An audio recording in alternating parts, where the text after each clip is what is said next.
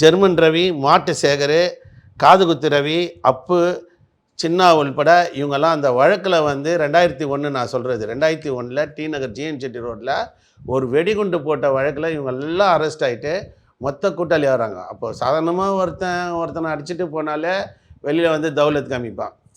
சாதாரணமாக ஒருத்தன் வெட்டிட்டு போனாலே வெளியில் வந்து தௌலத் காமிப்பான்.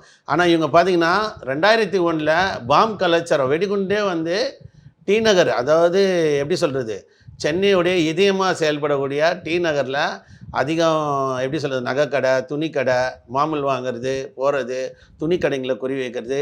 இப்போ பாருங்கள் புளியாந்தோப்பு எங்கே இருக்குது, அங்கேருந்து டி நகரில் வந்து இவங்களுடைய அல்ட்ராசிட்டி பண்ணுறாங்க. 2001 தான் இவங்களுடைய உண்மையான முகத்திரை காவல்துறைக்கு தெரியுது. ஜிஎன் செட்டி ரோட்டில் நான் சொன்ன மாதிரி அந்த இடத்துல போகிறது. நீங்கள் இன்றைக்கி பார்த்தீங்கன்னா அந்த அப்புலாம் பார்த்தீங்கன்னா சின்ன கூட இருந்துட்டு தான் இன்றைக்கி பெரிய பெரிய மோட்டரில் வந்து இன்றைக்கி அந்த அப்பு வந்து இருக்கிறாரு. அதே மாதிரி பண்ணால் ஜெர்மன் ரவி, இந்த மாட்டு சேகர், இவங்கெல்லாம் பார்த்தீங்கன்னா திருந்தாத ஜென்மங்க சொல்லலாம்.